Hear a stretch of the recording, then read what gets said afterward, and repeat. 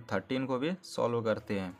तो मेरा question number 13 क्या है, वो है कि यदि sine inverse X is equal to Y, तो यहाँ पर हमको 4 ऑप्शन दिया हुआ है कि वाई का मेरा जो वैल्यू है वो कहाँ से कहाँ तक हो सकता है। तो चलिए इसको भी सॉल्व करते हैं। तो क्या दिया हुआ है मेरा 13 में कि sine inverse X is equal to Y. तो यहाँ पर जो ये एक्स है, ये एक्स मेरा डोमेन है कि इसमें कौन कौन सा वैल्यू रख सकते हैं, और जो ये वाई है ये मेरा रेंज है। तो जो साइन इनवर्स एक्स का जो रेंज होता है, वो रेंज जो होगा वो होता है कहाँ से कहाँ तक, वो होता है क्लोज ब्रैकेट माइनस π/2 से π/2 तक, ये होता है इसका रेंज। तो यहाँ पर y का रेंज कहाँ से कहाँ तक होगा, वो हो जाएगा -π/2 से लेकर के π/2। तो हमको दूसरे फॉर्म में चाहिए, तो अगर उस फॉर्म में चाहिए तो क्या हो जाएगा, -π/2 से y का वैल्यू या तो इसके बराबर होगा या फिर इससे बड़ा वैल्यू होगा।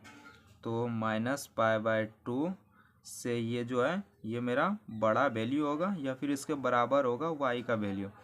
फिर π/2 जो है इससे मेरा ये जो है y, इससे ये छोटा वैल्यू होगा, y जो है वो छोटा वैल्यू होगा π/2 से, या फिर इसके बराबर भी हो सकता है। तो ये जो है ये मेरा y का ये रेंज है। तो यहाँ पर जो है ऑप्शन नंबर देखो कौन सा सही है। तो यहाँ पर देखो ऑप्शन बी यहाँ पर क्या हो जाएगा, वो राइट हो जाएगा। उसी तरीके से अगर बोल देता कि एक्स का क्या होगा, ये डोमेन का क्या होगा, कहाँ से कहाँ तक ये वैल्यू कैरी करेगा, तो क्या हो जाएगा, यहाँ पर अगर एक्स का अगर बोल देता तो वो हो जाता है क्लोज ब्रैकेट -1 से लेकर के 1 हो जाता, ये एक्स का हो जाता। अगर इस फॉर्म में अगर इसको लिखना चाहते हैं तो क्या हो जाता, -1 से बड़ा वैल्यू या इसके बराबर एक्स, फिर इससे बड़ा या बराबर वैल्यू 1, ये हो जाता। अगर एक्स का पूछ लेता तो ये भी याद करके रखो, बोर्ड्स में ये आ सकता है। उसी तरीके से क्वेश्चन नंबर 14 को सॉल्व करो। तो क्वेश्चन नंबर 14 क्या है मेरा, वो है tan inverse √3 minus sec inverse -2 का मान हमको बताना है, इसका वैल्यू क्या होगा। तो चलिए इसको भी सॉल्व करते हैं। तो क्या हो जाएगा, क्वेश्चन नंबर 14 वो है मेरा tan inverse √3 minus sec inverse -2, इसका जो वैल्यू है वो हमें वैल्यू बताना है क्या होगा।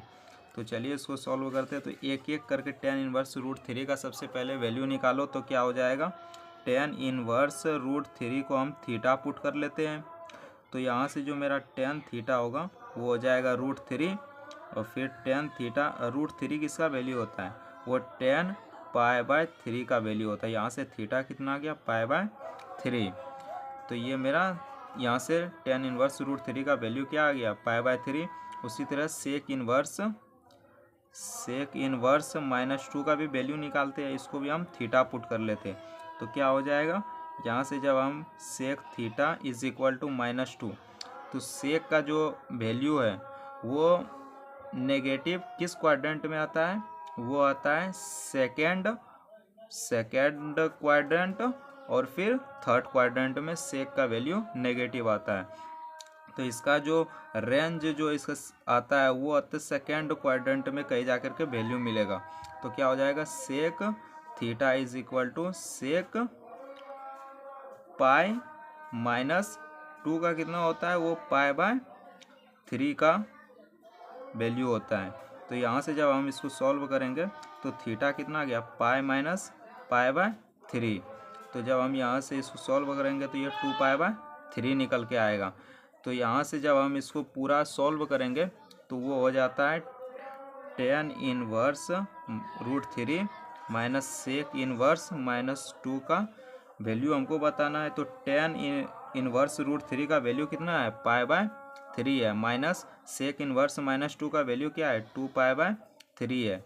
इसको एलसीएम लो 3 आ जाएगा, π - 2π, तो क्या हो गया आंसर, -π/3 3, ये मेरा क्या हो जाएगा, ये मेरा आंसर हो जाएगा। तो यहाँ पर देखो, यहाँ पर इन चारों ऑप्शन में -π/3 ऑप्शन भी यहाँ पर सही हो जाएगा।